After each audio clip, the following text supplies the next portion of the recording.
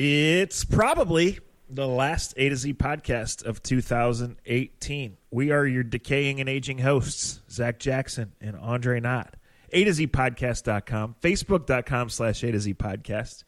If you've been listening, you know I get in a routine and I rattle these things off, but I'm going to change it up for one reason. We're going to go in a different order. Our sponsors are American Fireworks, the Honeymoon Grill, and Cleveland Scene. And if you haven't been to Cleveland Scene this week, it's on facebook.com/A to Z podcast. It's on both of our Twitter accounts. Go read the article that Vince did about our buddy Doug Deacon.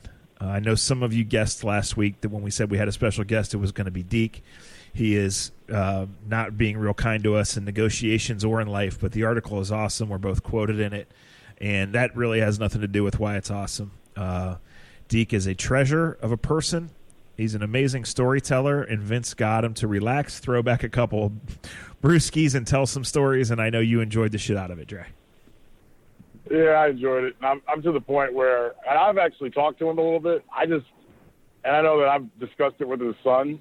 I just think we're at a point in life where, and he's at a point in life where having him on as a guest would be awesome, but it wouldn't be awesome for me and probably you because I don't think he would truly be himself. So kudos to Vince for being able to get the best of Deke. And he even told me, he goes, there's so many stories he told me that I could never get in the whole article. And as Deke's son reached out to me after he read the article the other day, and I showed you a bit of our conversation when we were texting back and forth. He's even said if we ever recorded A to Z with Deke, he's got to listen to it first before we can release it. Yeah, because he fears what we would get out. Because he fears what we would get out of his dad. And how people will react to it. But his dad is truly a gem of Cleveland, cornerstone. And just if you just know him on Sundays, you're missing out. Go read that article because I think you'll treasure him a little bit more.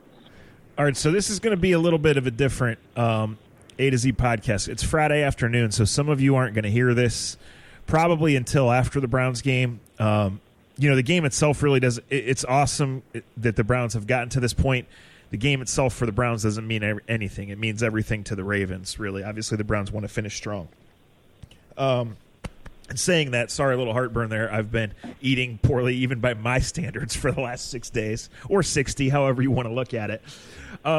So there's different ways we're going to approach this, and I think when you talk about the coaching search, which we'll eventually do, I'm not sure Sunday's game is a huge factor because I don't think the Browns are going to lay an egg. I think Freddie and Greg have had them ready, and I think they'll come out and play a great game. Whether that'll be enough, we'll see. But Jim Nantz and Tony Romo are on the call, Dre. And, I don't get to see, and specifically hear, a bunch of Tony Romo because I'm working almost every Sunday. And then the couple of Sundays a year that I'm not working at 4:30, I'm usually generally lubed up and in public. I'm not, or semi-public where I hang out.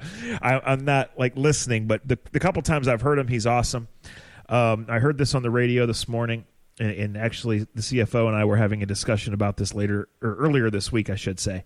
This will be Jim Nantz's first Browns game since 2001, the quasi-Hail Mary game in Chicago where the Browns blew the big lead, and then Mike Brown picked it off and ran in the tunnel. And so, speaking of our sponsors and things that are cool, I'm going to start with American Fireworks Glory Days. That's the Courtney Brown game, right? What's that? The Courtney Brown game and then the Mike Brown game. Yes, that's when it was. Yeah, Mike Brown finished it off, but Courtney Brown was the star until that play. Yes, so you usually take the lead in American Fireworks Glory Days, but I'm going to do it here. I worked for the team at the time. This is before you were the sideline guy for the Browns. Yeah. So I was there, and I worked with this absolute wacko. I'm not going to say any names. We're fine, and he would describe himself as an absolute wacko. But at the time, it wasn't like now where there was social media and TV production and whatever. The website was basically a 3 or 3.5 person operation, and this other guy and I did the bulk of it, and we spent a lot of time together and whatever. So he was on the sideline at the game, and there was an incident with not only him, but actually with a high-ranking Browns official screaming at the refs, and there was a punch involved in which he hurt his hand. This person that I'm speaking of, I think it was back in the tunnel somewhere, whatever. So this happens on Sunday. Obviously, the Browns then probably lose the game, starting this long streak of crazy losses that has gone on for years and years. We don't need to go there with that. But anyway, so we're back on Wednesday, and at the time we worked in a trailer as everything was kind of in transition, which it still is. And in retrospect, I would have loved to have stayed in that trailer because I would have stayed out of a lot of the shit that I saw and got dragged into inside the office. But it's going to stay a lot of trouble. Yeah. So it's Wednesday. So even the strongest of emotions should have cooled off from early Sunday evening, right? Well, I'm sitting there in my section, and I'm watching this guy edit the video highlights of the game on Wednesday morning.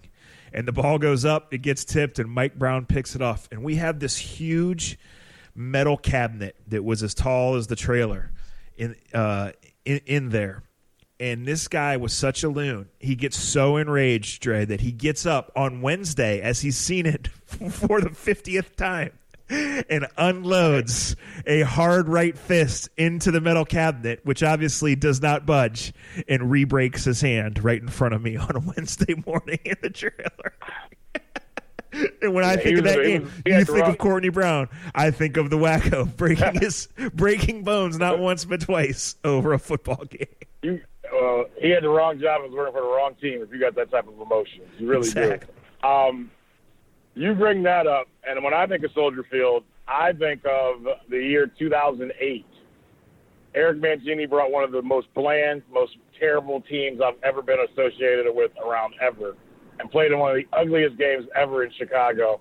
So much so that Randy Lerner, the man that was afraid of his own shadow, who feared cameras, feared microphones, and anything that looked like them, brought himself at halftime down into that same tunnel that you just brought up and stared down Mangini like it was going to be the tail of the tape of the two lightweight heavyweights getting ready to go at it for 12 rounds on Friday night on ESPN Fight. I'll never forget because Mangini could intimidate anyone and everyone, at least if you were his size, with his stares and his looks.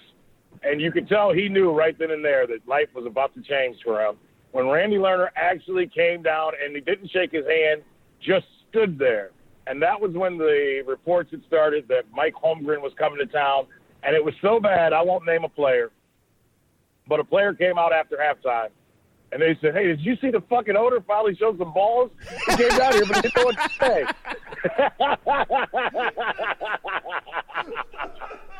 True story. And then the reporters went running to Randy after the game, and he actually talked. Didn't help the cause of the team or the situation at all. Surprise, surprise. And just another one of those stories that I'll pile away for when Deke finally does walk away from the booth, where we can get him to give his insider traits on it and write the best book ever. Sorry, Terry Pluto, yeah, but we got some dirt. You're old as dirt, so you're off a year. 09 was Mangini's first year, but you're exactly right. That's what happened. That's when it was. Yes. I was 09. 08 was the year everything went to hell. And you're right. Yeah, Randy was never seen, rarely heard from except for a few people, and then all of a sudden he was on the sideline. The other thing I remember from that game, and you're right, it was maybe the worst effort I've seen an NFL team put forth. Jamal Lewis tried to quit the team after the game. Remember? He was like, fuck it, I'm done. And to the point that people were like, well, dude, are you really quitting? And then you could see Jamal trying to process well, no, I'm actually not quitting and not walking away, but I'm fucking done. And he was done. His career was over. But that is how bad things really were at that moment. Yes. That's so funny. It was horrible. Because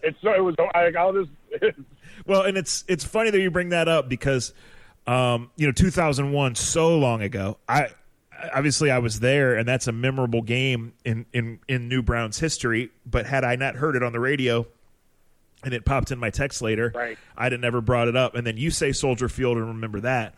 I mean, my Soldier Field memories are generally the preseason, going there the last game, just being exhausted from camp. And then that's the one where Bernie was on the bus, shaking me, telling me he was watching me on the training camp preview show, and that's how he was prepping for the games. Right. That was his prep. Well, there's always that. There's always the last preseason game. There's the one that we went to, and we went to Wrigley Field, and it was the Cardinals and Cubs, and I couldn't tell you. It was the Brewers and the Cubs, you drunk. Yeah. Hey, I knew it was a team that had a beer company that associated with it. But the other one, you don't want to remember this one, because this was 4 or 05, doesn't matter.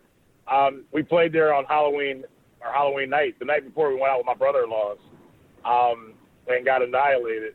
I mean, we got messed up. I don't know, did you stay? It was like, I think you stayed out with us. We ended up in some bar in a basement for Halloween. Well, that narrows it down. And then had to do the game. I don't know. Yeah, well, I know you remember the Halloween we had in St. Louis, but I don't know if you remember the one we had in Chicago. Yeah, not currently. I don't. I'll put it that way. All right, I'll send some pictures to you. Well, you know on. what? Remember those girls? Yes, I do, because those girls were there that I went to OU with, the one that's married to my friend. Yes. Yes. Yes. Yes. Yeah. Jesus.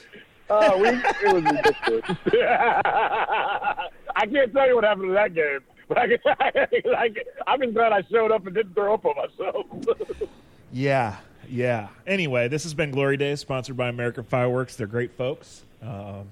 Shout out to them. Shout out to you guys for listening. So, let's have a conversation about the end of the year. I jokingly said a couple weeks ago that when I was in O'Hare Airport and my flight got delayed, I bought a Men's Health magazine. I mean, that counts as a resolution, right? I don't know whether it does or doesn't. I've never been big on it because the couple times that I have, made resolutions, I've broken them.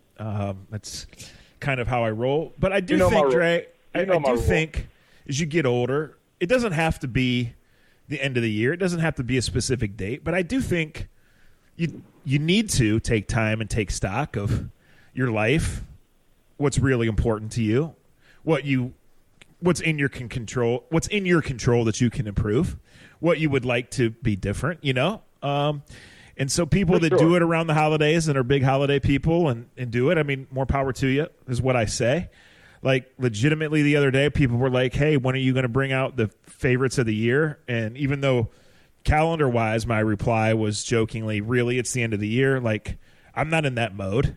You know what I mean?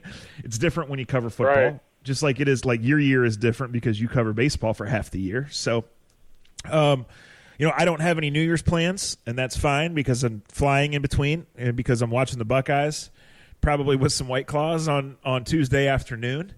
But, if anybody does want to make a resolution and stick with it, I support you. And, yes, I will bring out the 2018 faves on Twitter this weekend. That's what I got to say. Oh, that's one of the four decent things you're good at. So I'll hold my breath with bated breath. I'll hold my breath waiting for this magical moment, how you actually take the time to do this. You obviously have no kids or no life to be able to restock throughout a whole 12 months of the best of. But I look forward to it, and I'm sure I'll laugh, and I'm sure you'll piss off half of the people that follow you, which makes it even greater. The New Year's resolution thing, I do this every year on the podcast. I do this every year on the air because I'm getting ready to be on the air here now. I don't believe in starting the year off with a lie to myself. I truly commend people that can set goals in their life, especially now when you're at the ages that we're at, where we're not wearing bikinis, we're not playing any sports. I'm already hitched, and she's stuck with me. God bless her. She takes care of herself better than I take care of me, so I'm lucky on that end. Sure, and I get the end point of a year and the beginning of a new year. It's a great time to make new goals for oneself, and to reassess where you are in life and where you want to go in life. I'm all for that. I would tell any younger person you should always be able to look back a little bit to see where you're at, but look forward as well to see where you want to go and come up with some ways to get there. I think a lot of us do go through life rudderless and don't have any idea how to get to the next step we want to get to in life. I've been there. You've been there. And sometimes it takes a conversation with someone. Sometimes it takes a look in the mirror to set yourself straight. However you do that, I think we should do it more than just at the beginning of the year. That's just my opinion. But like Zach said, if you're for New Year's resolutions and things of that sort, go for it, kick ass with it. Take pictures. That's something to run a lap on, to do the victory lap upon. I do think it's cool when you see people that put up the transformation pictures, when it's about losing weight or getting your body the right way. Heck, I'm going through that just with my daughter who turned 6 the other day, and because I'm with her every day, I don't see it, but every person that sees her, once a week or once a month, everyone's like, oh my God, she looks so different. She's growing in her body. She's looking older. And I'm like, that's enough. But it's true. And you look at a couple of pictures and you're like, that's one thing that I will say, in life, in general, and maybe it's just because I'm at the age I'm at, I do wish, because I had an aunt tell me when I first started doing Brown Sideline, and we were traveling, and she's an older woman, and she said, take pictures, make notes of every place you go to, of everything that you do different in life, because at some point in time in life, you're going to look back and you're going to want every small memory you can take from the moments and places you've been. Great advice. I didn't take it at the time, but I wish I did. And I'll say that because I saw a picture of me at the Rubber Bowl probably when I was like 16, maybe. You know, you go over your parents' house, family, and they have random pictures. You usually put them up on Instagram to make people actually realize you did have a moment when you were a halfway decent-looking human being. I stay away from because I stay away from those because I get enough people to talk shit about me. I don't need people to see me when I was truly a mess. But I do wish I took more pictures, and that would just be my thing. I would say to anybody, take a minute to breathe in and take in your surroundings and where you're at. Whether it's a picture of you losing 5 pounds, gaining 5 pounds, driving through the mountains, driving through the snow. Don't take the pictures while you're driving. But, it's okay to take a minute to take it all in, because at some point in time you will look back and appreciate those things. Some people can do it in writing. I'm sure you can. Like you said, the weirdest things can trigger our minds. I can hear somebody bring up, you say Urlacher, I say Bernie. So that's the one thing I would take as a New Year's resolution, and something that I know myself. Even going to all these ballparks and you see them change and you see them being built, I'm going to start taking more pictures of shit like that so I can look back on it, because that stuff interests me when I actually take the time to do that. I remember riding the bus way back with Mason Unk. Some of you guys remember him. He wore number 53 because he was the 53rd man on the roster. Yeah. And this is before, we had cameras on our cell phones, but barely, right? Grainy, not good, right. Little flip phones. And one day, I think we were in Pittsburgh and just riding the bus over, and he told me, he's like, man, I'm not guaranteed tomorrow. And he's like, going all the way back to playing in college. Like, I'm just a kid from a small town in Utah. He's like, so I always have taken a picture of every place that I've played, because what an honor. And hopefully, kids, grandkids, whatever, just people I run across, like, just for me, I want to have those. And that's awesome. And that's what's cool is, like, it is such a privilege to play in the National Football League, in Major League Baseball, and whatever. It's such a privilege that these guys that get the opportunity to play at a high level, and you say, well, is Ohio State motivated for the Rose Bowl? Well, it's the fucking Rose Bowl, right? So forget Urban Meyer's retirement. Forget what these guys might or might not be doing three months from now and 3 years from now. Like, how cool, and I'm happy for Paris Campbell. I'm happy for all those guys. And I've been, not to go down this discussion right now because we've had it, I'm for the players that sit out if that's really the right decision for them. But I am also totally for what Ohio State is doing, and that's every player is playing on Tuesday. They all have their different reasons, and I think certainly Urban's retirement is part of it, and the Rose Bowl is part of it. But that's also a cool thing because they have that right. And over half of those guys are going to have the opportunity to play football at a higher level, at the highest level. And for all of them to say, we're going to do this one more time, I support that, obviously, just as much as I support the guys who do what's right for them and their family. And, in addition to getting this weekend and this crazy month over and spending that day, as I mentioned, sweatpants, White Claws, and football till I explode, I'm for that. It's awesome. And, it's so fleeting. When I think about Paris, I'm not making this comparison or I'm not wishing this on him, but it wasn't that long ago that Devin Smith was the next big thing, right? Well, 2 torn ACLs later, Devin Smith ain't playing football anymore, right? He's 26 years old, right? So right. Well, it's funny you bring that up. Go ahead. I was listening to Draymond Jones. Listening to Draymond Jones talk about why he is playing in the game. Why he's willing to play in the Rose Bowl, even though he knows it's going to be a first-round pick, even though he came back to school to be a first-round pick, even though he could have went to the draft last year. And it plays off of what you're saying a little bit. Like you said, if you listen to our podcast, we're all for any kid that realizes he has a future and has millions of dollars to make. And this will play into Denzel Ward a little bit as well. Considering where he's at right now and considering all the good he's done, there's a lot of question marks, I would say, in his family and around him with how he's going to be able to deal with these head injuries. It's scary. But going back to the kids that are – I'm for – if you know you're getting drafted, you're worried about your health, you want to be healthy and get drafted, I am 100% kids sitting out. And I will – you can say whatever you want to me, and I would have the kids back. But also, I had this conversation with a couple other friends after reading what Jones had to say. And it plays into what Mason Unk said, and it plays into what you just said. But I'll just simplify it. You only get so many games in your life. You only get so many opportunities. How many times have you and I busted balls talking about how we'd love to go back to college for a semester? It was like, and we got life pretty good. But we're all like, man, it'd be great to be 21, 22 again and just hang out with your buddies and have no worries, have none of the stresses that come with being an adult. And I commend the guys that are like, man, I only get one more time to do this with my guys. And hopefully they don't get hurt. Hopefully they play well and get through it. But at the same time, if there is one iota of concern about getting hurt or about not being able to prepare for the future the way you want to, then you should sit the game out. But for a guy like, when you watch Haskins play, Haskins is going to be the number one quarterback in the draft now. A year ago, we saw him play, 3 times, and we're just like, he throws the ball pretty decent. But he's kind of said himself, I've gone this far. This has been my role. I don't want to let my guys down. I commend that. But at the same time, I wouldn't be mad if he sat out as well.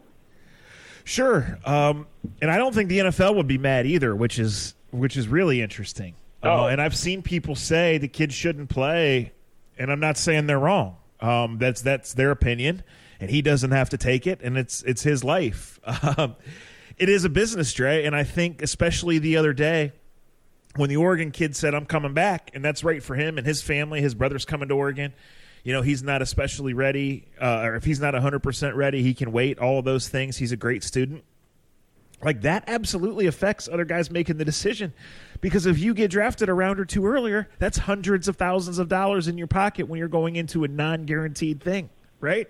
So if someone sitting out can bump you up 2 rounds or 2 picks or 2 slots and whatever it's going to be, then, hey, you got to think about that. Now, I don't necessarily think that Justin Herbert and Dwayne Haskins were tied. I think Dwayne Haskins was going to be a top 10, 12, 15, hell, maybe 3 pick regardless.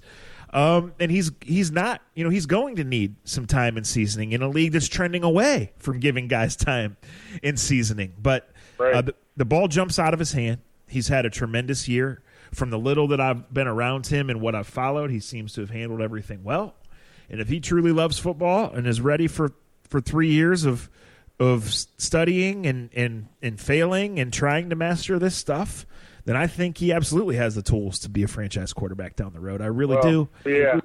And I credit him for going out and playing one more time with his guys on Tuesday afternoon. Absolutely. I think Dane Brugler said it really well, and he was talking about Tyler. He was talking about the Oklahoma quarterback and just talking about the traits that you look for in a quarterback. And he said, 6'4", 220 pounds. That's the prototype everybody looks for, but that's not what you always get. It was a great article on The Athletic. He was just talking about accuracy and touch being one of the top things. Actually being able to read a defense and what it's trying to do to you being a top 3 thing. And I thought about Dwayne Haskins as I was reading this, because he may not have, he has 13 starts in his career. But as I read that, I was like, this is why he's a top 10 quarterback. He has the other 3 traits that, as a team, you evaluate that you go towards. And I'm not saying this because Dane's a friend, and I'm not saying it because he works at The Athletic and you work at The Athletic. If you read Dane Brugler and you don't learn something about scouting and about players and how they look for players, then you don't know how to read.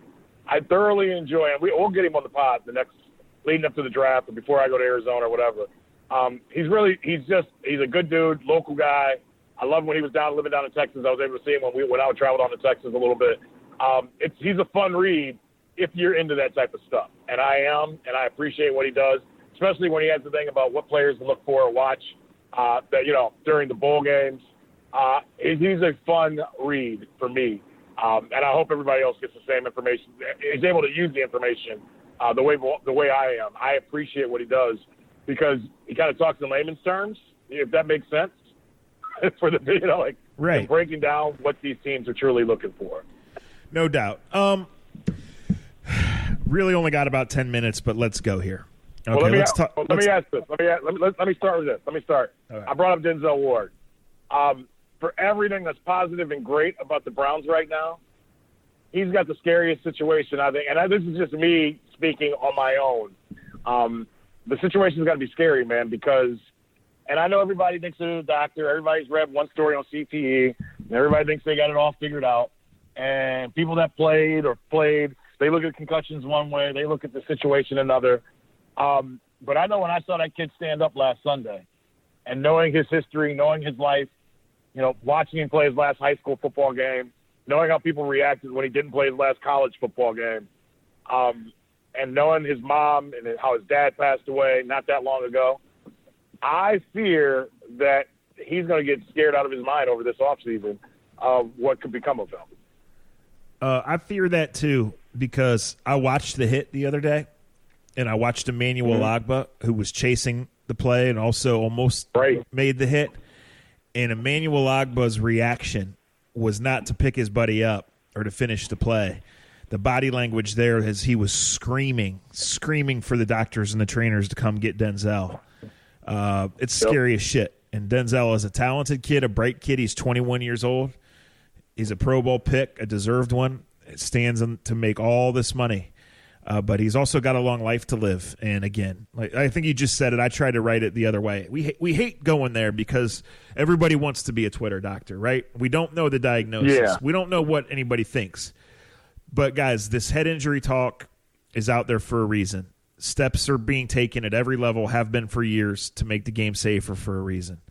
And guys have had to make difficult decisions because they've suffered multiple concussions, head injuries, whatever, and their quality of life, which Denzel stands to live for 60 or 80 more years, is at stake. So chances are, and everyone's hopes are, that he will get well, that he will take months away from the physical contact part, that he will work out, he will check, he will be healthy, and that when it's time to play football again, it will be a go, and that he will stay out of harm's way. And that's probably what's likely. But you're right. And nobody wants to get away from all the good vibes right now because, damn it, the Browns have earned them. The quarterback has earned them. The fans have earned them. Everybody involved has earned them. But that is an awful play, and that is an awful cloud hanging over a really talented player and therefore the franchise itself, because that's 2 concussions in a month, and that's really, really some scary shit. It just is. Right. Well, and the other thing that I will say to this that I've always thought of and that I can remember, once you get one and you keep getting them, that's when the problems start, obviously. But the other thing is now, look, the off seasons are going to start, and he'll be fine, hopefully. Hopefully the headaches and everything else will go away. He'll be fine. But to go the whole entire offseason with that in the back of your mind, can I deal with another hit? That's the crazy thing about this sport. One guy can run into a guy going 100 miles an hour. It doesn't affect him one iota. Or a guy can just barely get dinged, and it can keep being an occurring thing. My point is he's got to go all offseason having no idea how this is going to, maybe his life will change forever. Maybe he won't be able to play. Or maybe he'll play for 10, 15 more years and never get another one. But I would hate to be inside his head over the next 8 to 9 months because you don't know. And when it's your head and when it's, with all the information that's out there now, I'm sure it's going to scare the hell out of him for most of the offseason because there's no answer. A doctor can say, yeah, you're back, you're back to your baseline. You look fine. Everything looks good. But until he bangs his head, and your head's going to get banged again when you play football, especially in the National Football League, that's going to be a worry. And I love all the people, the Twitter coaches and Twitter doctors. Well, you've got to learn how to tackle. Well, no shit. But at the same time, when you've been taught your whole time, when you're a smaller dude, look, he didn't make it to the NFL by avoiding contact, okay? It's been a part of the game. It's how he was taught. It's how everyone was taught. And, yeah, could he be smarter on what guys he picks and chooses to hit? Sure. But a guy named Deion Sanders did that, and everybody called him a pussy for 12 years. The mind fuck, excuse my language, but it is what it is. The mind fuck that players are going through right now of, am I tough? How do I show that I'm tough? How do I show that I'm not scared? How do I take care of myself? Has got to be one of the worst things to go through if you're a professional athlete, in my mind. And it is different with the head injury, obviously, because that is a whole other level of scary. But you hear Joe Thomas say it. He says, guys, the torn pec didn't retire me. The totality of everything retired me. the knee cartilage. And I heard, I think it must have been when he was on with Riz and Hammer a couple weeks ago. They said, Joe, like, what do you really wish you'd have been healthy enough to play this year as you see what the Browns are doing? And he said, well, of course. He goes, but you know what stops that thought? The fact that I know I wouldn't have been healthy enough to play next year when it's really been fun.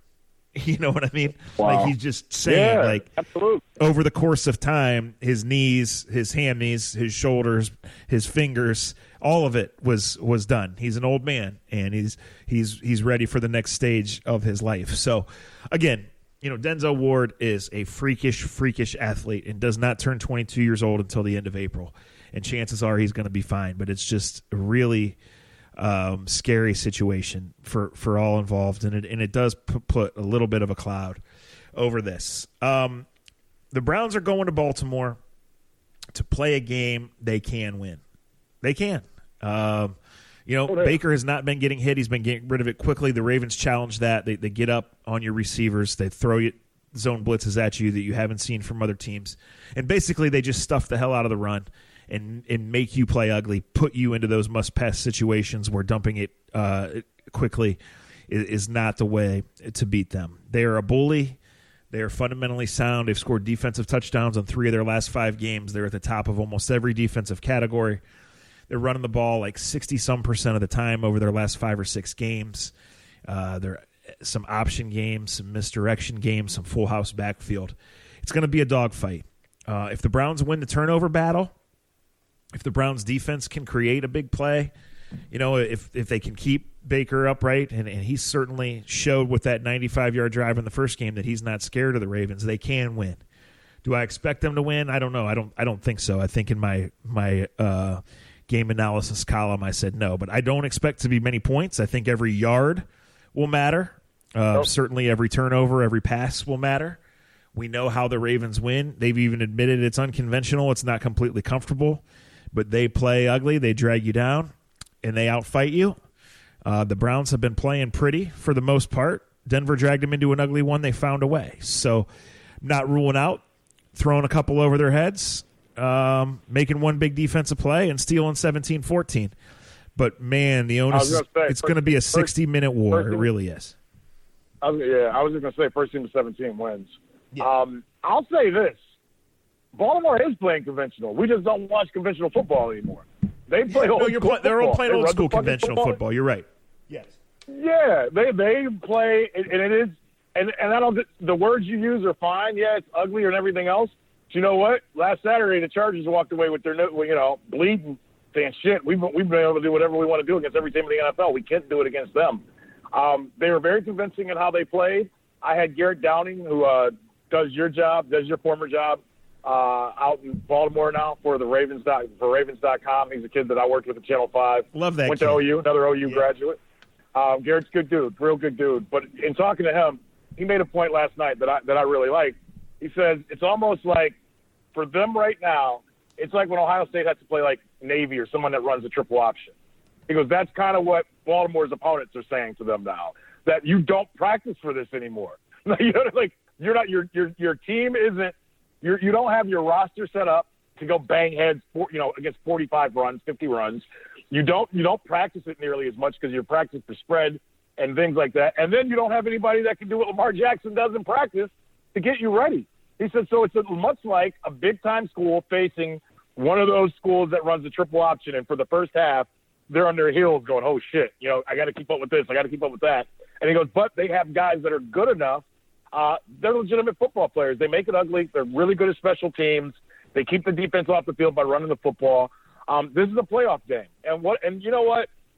In a year where 6 months ago, our expectations were if this team won 4 or 5 games, we would all have been happy and said it was huge strides. And I don't want to get away from that. It's been huge strides this season.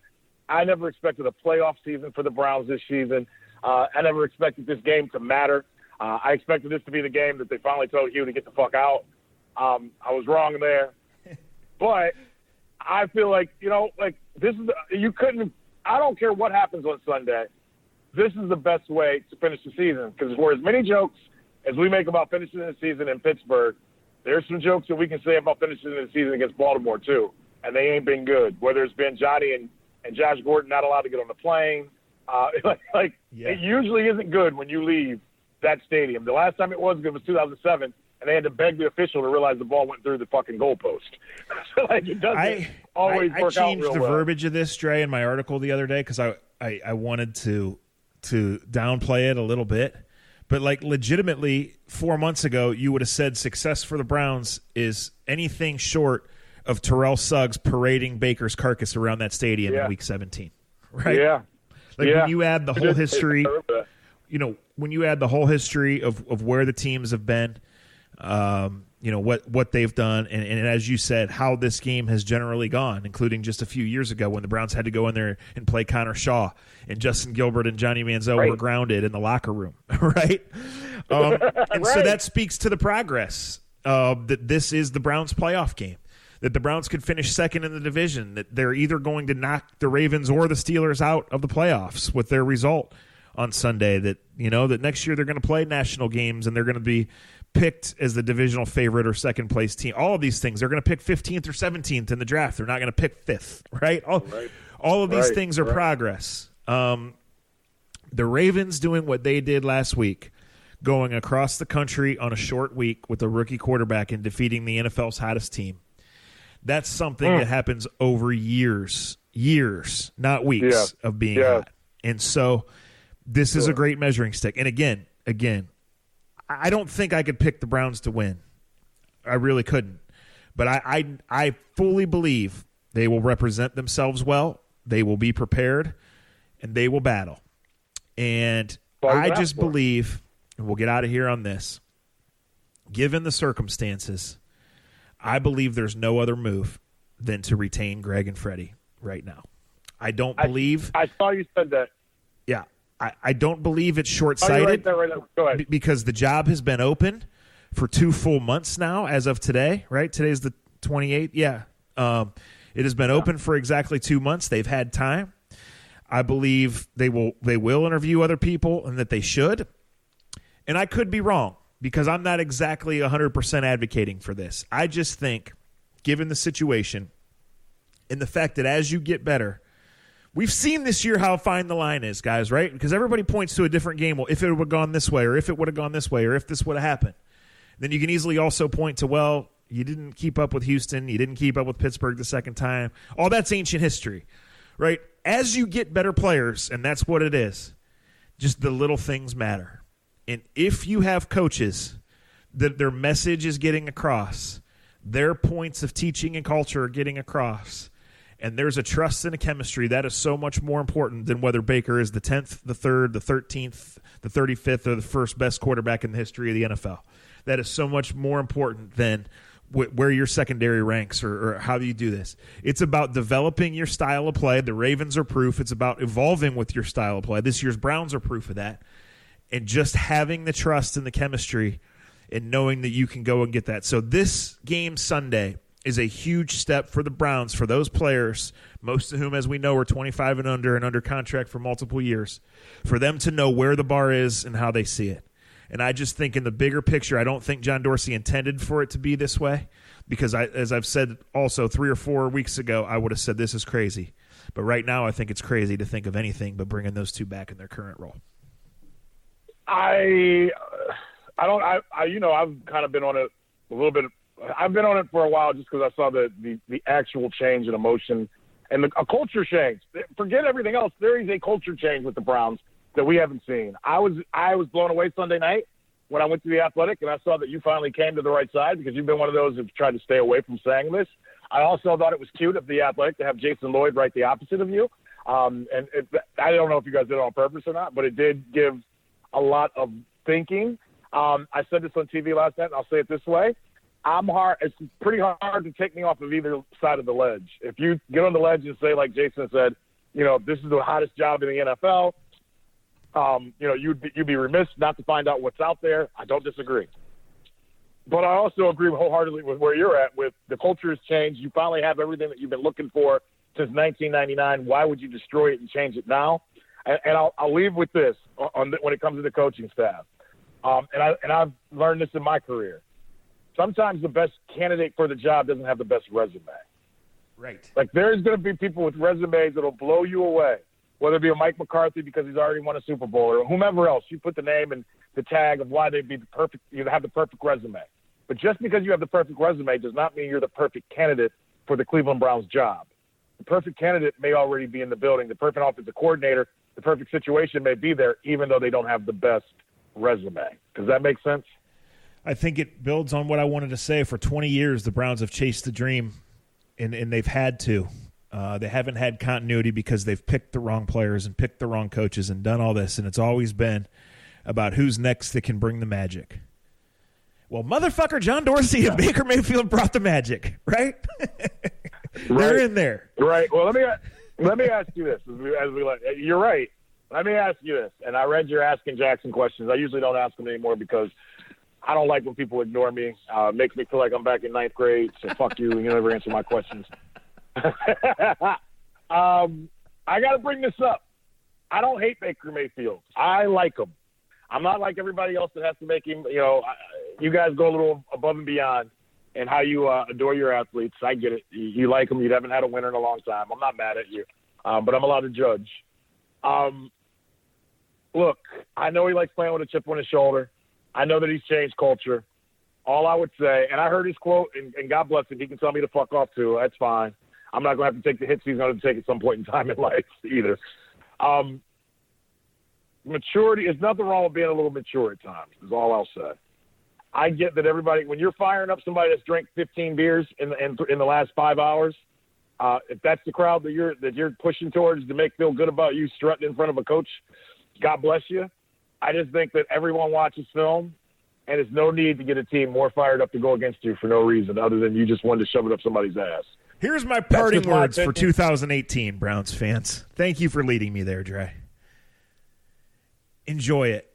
You've earned it, right? Your enemies are the Ravens, the Steelers, the schedule makers, because I'm sure there'll be something to bitch about.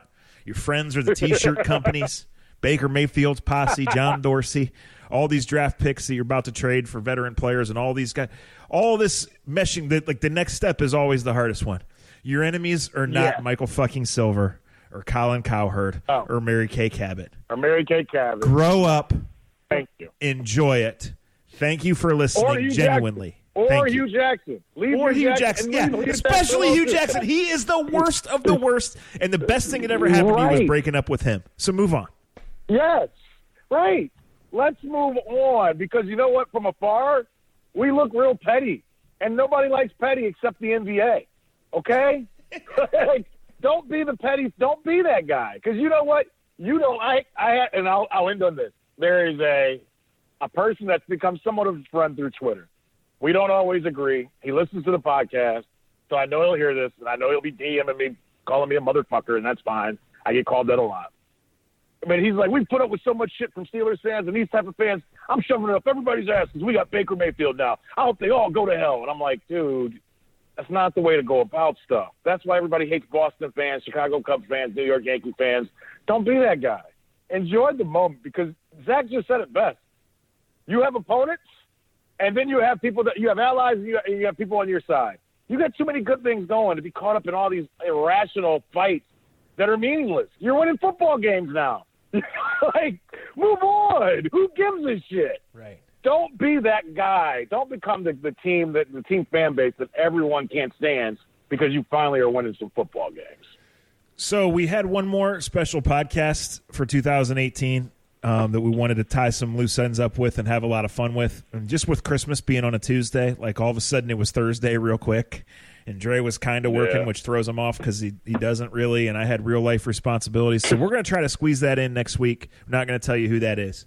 But a heartfelt, real quick, not just to our sponsors, not just to my mom, our one consistent listener, to everyone. Thank you guys for the feedback, for the shares, for talking about it, for buying the T-shirts, for finding us in the bar and telling us you appreciate us keeping it real and having fun. We do have a lot of fun with it. Again, today, I didn't even know what day it was. I was on to other things.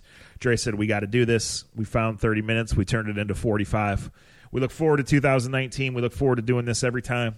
Sometimes we get more fired up than others. Sometimes we make more sense than others. Sometimes I even get a word in. But honestly, thank you. Thank you all. Even you, Andre. Let's have a good 2019. Go to hell, fatty. Everybody. Konnichiwa, Zach.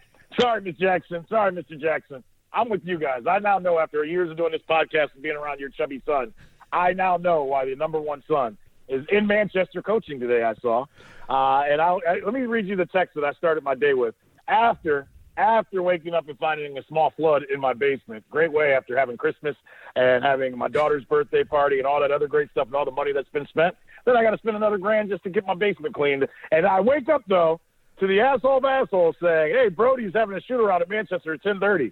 Do you think you can make it? Make 6 out of 10, Spud Webb. Come through. At that moment, that's my podcast partner, the guy that I call a friend. That's how I started this day. So, yeah, we were supposed to do 30 minutes, but I made him go 40, and I'm about to have the worst radio show I've ever had in my life because the last thing I've thought about is what I'm going to talk about at the Trim Show for 3 hours. For Fat Spud Webb, I'm about to be Skinny Zach Jackson. We'll see you next year on A to Z.